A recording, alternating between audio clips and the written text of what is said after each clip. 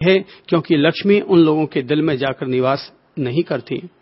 वहीं पर कुछ लोग जो सत्य और ईमान का जीवन जीते हैं, लक्ष्मी जी स्वयं आकर के उनके अंतर्घट में बस जाया करती है, भले ही वो बाहर में सुखी या संपन्न दिखाई क्यों न देते हों। इसीलिए जब कहते हैं कि अमुक संत अमुक गुरु बड़ा आनंद में लीन था, जब सिकंदर से पूछा जाता तो सिकंदर कहता था कि मेरे लिए तो सारा विश्व भी छोटा है, लेकिन सिकंदर के गुरु डायोजनीस से जब पूछा जाता तो कहते थे मेरे लिए तो मेरी ये पर्ण कुटिया भी बहुत है। तो जिन लोगों के भीतर लक्ष्मी जी अंतर्घट में रहती है वो लोग थोड़े में भी सुखी हो जाया करते हैं, लेकिन जिन लोगों के साथ लक्ष्मी केवल बाहर बाहर रहती है, उनके पास बहुत अथाह संपत्ति हो लेकिन फिर भी उनके बेटे उनका कहना नहीं मानते, रोजाना वकीलों के चक्कर काटते हैं, रोजाना अस्पतालों के चक्कर काटते हैं, दुखी रहते हैं, रुग्ण रहते हैं, अस्वस्थ रहते हैं। विचार, वचन और व्यवहार, ये तीनों ही अगर पॉजिटिव हो जीवन के लिए अमृत, और ये तीनों ही अगर नेगेटिव हो तो जीवन के लिए मृत्यु के समान कष्टदायी हुआ करते हैं। जीवन जुड़ा हुआ ही इन तीन पहलुओं से है।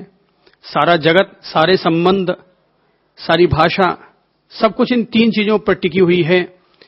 हम लोग भगवान श्री महावीर के ध्यान सूत्रों पर अपने आप को केंद्रित करते हुए अपने विचार, वचन और व्यवहार, जिनसे कि हमारी लेश्याएं जुड़ी हुई हैं, हमारी लेश्याओं का संबंध है, हम इन तीनों को ठीक करेंगे। भगवान का आज का सूत्र है, श्री भगवान कहते हैं कि धर्म ध्यान में स्थित ध्याता के ध्यान के समय पीत यानी तेजो, पद्म और शुक्ल ये तीन लेशाएं क्रमशः विशुद्ध होती हैं। परिणामों के आधार पर वे तीव्र या मंद होती हैं। लेशाएं कुल 6 प्रकार की हैं, कृष्ण, नील, कापोत। ये तीन लेशाएं अशुभ कहलाती हैं, अर्थात अंधकार के रंगों से जुड़ी हुई ये तीनों लेशाएं हैं। बाकी 3 लेशाएं शुभ कहलाती हैं, तेज, पद्म और शुक्ल।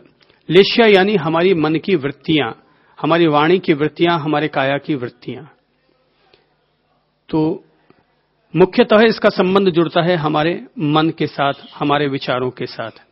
लेश्याएं हमें घेरती हैं यानी विचार हमें घेरते हैं।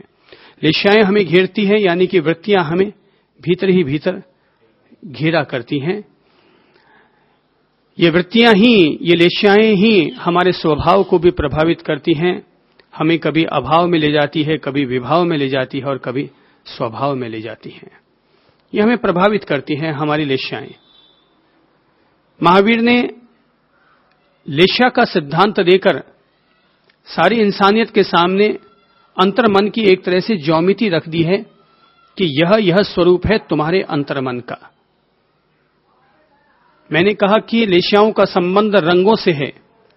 तो पहले रंग होते हैं, दुनिया में 2 ही तरह के रंग होते हैं, एक वे जो अंधकार से पैदा हुए हैं और दूसरे रंग वे जो कि प्रकाश से पैदा हुए हैं। कृष्ण लेश्या यानी काला रंग, तो ये अंधकार के रंग हैं। काला रंग अंधकार का रंग है। नील लेश्या यानी नीला रंग हमारी वृत्तियों की वर्गणाएं, हमारी वृत्तियों का जो रंग होता है वो काला, कुछ लोगों का नीला, कुछ लोगों का स्लेटी, कबूतरी रंग। ये तीनों ही अंधकार से पैदा हुए रंग हैं, लेकिन 3 प्रकाश के रंग हैं।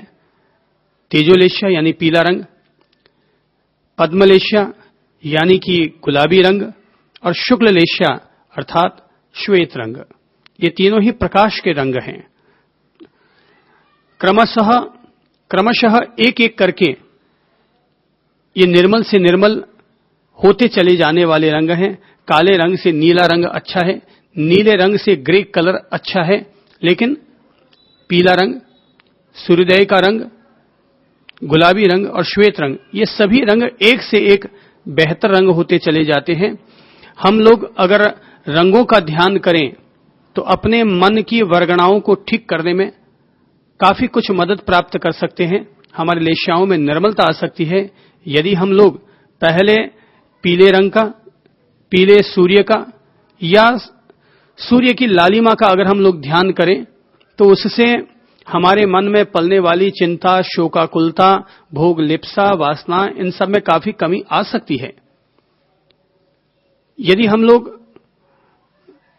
गुलाबी रंग का ध्यान करें तो हमारे मन में पलने वाली क्रूरता, क्रोध वृत्तियां, महत्वाकांक्षाएं, लालसाएं, इन सब में काफी कमी आ सकती है। श्वेत रंग का ध्यान करने से हमारे जीवन की मलिनताएं दूर होती हैं, निर्मलता आती है, स्वच्छता आती है, पवित्रता आती है। रंगों का अपना एक लॉजिक है, रंगों का अपना एक विज्ञान, मनोविज्ञान है। रंग हमें प्रभावित करते हैं। बच्चों को अलग रंग प्रभावित करते हैं, युवाओं को अलग रंग प्रभावित करते हैं और बूढ़े बुजुर्गों को अलग रंग प्रभावित करते हैं। इसी तरह महिलाओं और पुरुषों में भी फर्क है। पुरुषों को अमुक रंग अच्छे लगते हैं और महिलाओं को अमुक रंग अच्छे लगते हैं। पुरुष लोगों को श्वेत रंग ज्यादा सुहाता है, लेकिन महिलाओं को लाल रंग, खट्टा मीठा रंग, वो उस तरह के रंग उनको ज्यादा भाते हैं। अपनी अपनी पसंद है। केवल यह ना समझे कि उनकी पसंद है, सच्चाई यह है कि पसंद के पीछे ये जो रंगों का हम चयन करते हैं, उन रंगों के चयन के पीछे एक रंग विज्ञान काम करता है, हमारी मनोदृष्टि काम करती है, हमारी लेशाएं काम करती हैं। तो जिसकी जैसी लेशाएं होती है उनको वैसे रंग पसंद आया करते हैं, उनको उस तरह के रंग पसंद आया करते हैं। तो एक तरह से अगर हम लोग अपने मन की वृत्तियों को ठीक करना चाहते हैं, अपने मन के स्वरूप को ठीक करना चाहते हैं, तो हमें रंगों का भी ध्यान करना चाहिए। और पीला रंग, गुलाबी रंग और श्वेत रंग, इन तीनों में से किसी भी एक रंग का अगर हम ध्यान करेंगे, मन के परिवर्तन में हमें आश्चर्यजनक मदद मिलेगी, एक चमत्कारिक मदद मिलेगी जो हम लोग ध्यान करते हैं इसके तहत। जैसे कि अगर हम लोगों ने ध्यान किया है तो ध्यान के अंतिम चरण में जब हम ललाट प्रदेश पर आते हैं या हृदय प्रदेश पर आते हैं, तो वहां पर मान लीजिए पीले रंग का ध्यान किया, पीले सूर्योदय का ध्यान किया, पीले कमल का ध्यान किया, या श्वेत कमल का ध्यान किया, या श्वेत चंद्रमा का ध्यान किया, यानी श्वेत रंग की उसमें प्रधानता आ गई अंतिम चरण में। तो जब हम लोग ध्यान करते हैं, अगर हमें लगता है पहले चरण में ध्यान में, क्योंकि पहले में तो अपन लोग प्राणायाम करते हैं, पहले में मन की एकाग्रता साधते हैं, और जब हमारी एकाग्रता साधने लग जाती है तब हम वहां पर रंगों का ध्यान करते हैं बंद आंखों से। खुली आंखों से करना है तो फिर पीले फूलों का ध्यान करो, उगते हुए सूरज का ध्यान करो। पर हाँ, अगर वैसा करना है कि जैसे रंगों का आलंबन लेकर के हमें ध्यान में प्रवेश करना है, वो रंग हमारे भीतर लगातार तो बने हुए रहेंगे नहीं। अगर हमने रंग की परिकल्पना की है तो रंग हमारी आंखों में, हमारे दिमाग में आया, वो घनत्व उसका बना और फिर वही घनत्व वापस बिखर भी गया। लेकिन इसके घनत्व में जो हमारे पर प्रभाव पड़ना चाहिए वो प्रभाव पड़ेगा, हमारे लेशाओं पर उसका प्रभाव पड़ेगा। प्रयोग करके देखिए, फायदा होगा। हम लेते हैं 6 लेशाओं को। पहली है लेशा कृष्ण लेशा। कृष्ण लेशा में मुख्यतः अति क्रूरता, अति क्रोध, इस तरह के लक्षण आते हैं कि जहां पर व्यक्ति अपने मन में इतना अधिक निष्ठुर स्वभाव का बन जाता है, इतना अधिक निर्मम स्वभाव का बन जाता है कि उसे किसी को भी काटना, छांटना उसे कतई बुरा नहीं लगता, बल्कि उसे और अच्छा लगता है। एक आतंकवादी व्यक्ति अगर 100 लोगों को हलाल कर देगा तो शायद वो सोचेगा कि मुझे गोल्ड मेडल प्राप्त होगा। वो उसके लिए गोल्ड मेडल के समान होगा कि मैंने 100 लोगों को एक साथ ठार करने में सफलता अर्जित की। एक मानव बम बनकर के, जीवित बम बनकर के जो जाते हैं, तो वे लोग तो यही सोचते हैं कि हमें इस जगह पर, उस जगह पर जाकर के विस्फोट करना है जहां पर ज्यादा से ज्यादा लोग मारे जा सकते हों। तो उनकी क्रूरता है। ये क्या है? एक तरह से कि ज्यादा से ज्यादा इंसान मेरे द्वारा मारे जाएं, इस तरह के भाव, संकल्प, ये क्या है? ये कृष्ण लेशा के प्रतीक है। अर्थात मनुष्य के भीतर कृष्ण लेशा इतनी घनत्वपूर्ण है कि उनको मारने के अलावा और कुछ सूझता ही नहीं, उनको बचाना नहीं सूझता, उनको केवल मारना ही मारना सूझा करता है।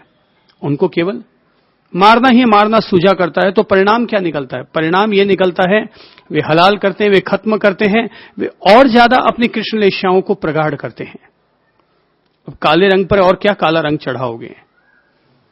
काले रंग पर और क्या काला रंग चढ़ाओगे? जो हृदय से ही क्रूर हैं, हृदय से ही कसाई हैं, अब वो अगर 100 को मारे कि 10 को मारे कि 1000 को मारे, इससे उनको क्या फर्क पड़ना है? जिन लोगों को क्रोध बहुत ज्यादा आता है वे लोग भी कृष्ण लेशा के ही हुआ करते हैं कि अति क्रोध आता है उन लोगों को। तो अति क्रोध है तो वे लोग जब तक गुस्सा न करें उनको शांति नहीं मिलती, गुस्सा न करे तब तक उनको चैन की रोटी नहीं भाती। वे अपने मुंह पर, जबान पर, दिल में गाली लिए हुए बैठे हैं, थप्पड़ मुक्का लिए हुए बैठे हैं, हाथ में लाठी लेकर ही बैठते हैं, उसी से बात करते हैं। उन्हें तो ये लगता है कि सामने वाला मेरा गुलाम होना चाहिए, मेरा ऑर्डर पर ऑर्डर चलना चाहिए, जैसा मैं कह दूं उसमें मीन मेख नहीं, उसमें बिल्कुल भी आगे पीछे नहीं, जैसा कह दिया गया बस वैसा कर लो, फिर चाहे वो सही हो या गलत हो। तो ऐसे अति क्रोध वाले लोग गलती हो तो भी डांट लगाते हैं, गलती न हो तो भी डांट लगाते हैं। बताते हैं कि मुल्ला नसरुद्दीन, जब मालिक ने मुल्ला नसरुद्दीन से कहा कि जाओ और जाकर के ब्रेड का पैकेट खरीद कर ले आओ, जैसे वो रवाना होने लगा कि मालिक ने मुल्ला को बुलाया अपने करीब और करीब बुलाकर 2 चांटे मारे, झड़ाट से 2 चांटे जड़ दिए और कहा कि देख ताजी लेकर आना, बासी मत ले आना। बोले हाँ सर।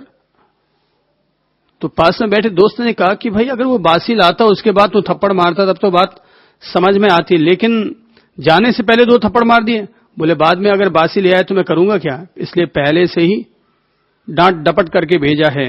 अब जिनका नेचर ही क्रोध वाला है, जिनके नेचर में ही, स्वभाव में, प्रकृति में ही क्रोध घुसा हुआ है, ऐसी कृष्ण लेशाओं के लोग बात करने से पहले भी गुस्सा करते हैं और बात की समाप्ति भी गुस्से पर ही किया करते हैं। पुराने जमाने में राजा महाराजा लोग इतना क्रूर दंड दिया करते थे, इतना क्रूर, जो क्रूर शासक होते, जो शासक क्रूर होते, वो इतना क्रूर दंड दिया करते कि लोग उनके नाम लेने मात्र से हिल जाते थे। वो सोचते थे कि अगर हम क्रूर दंड देंगे तो अपने आप समाज में, आम जनता में अपराध कम होंगे और लोग हमारे नाम से भी डरते हुए रहेंगे। वो शोले फिल्म में यही तो दिखाया गया, गब्बर सिंह यही तो कहता है कि गब्बर का नाम लेने मात्र से बच्चे रोने लग जाते हैं। गब्बर का नाम लेने मात्र से, गब्बर का नाम सुनने मात्र से गांव के बच्चे रोने लग जाते हैं, या रोते हो तो चुप हो जाते हैं। अगर रोते हैं तो मां कह देती है चुप हो जा, नहीं तो अभी गब्बर सिंह आएगा तुम्हें उठाकर ले जाएगा, और बच्चा रोता रोता चुप हो जाया करता था। ये सब क्या है? ये सब कृष्ण लेशाओं के प्रतीक हैं। आदमी हिंसा नंदी बन जाता है, हिंसा में भी आनंद लेता है।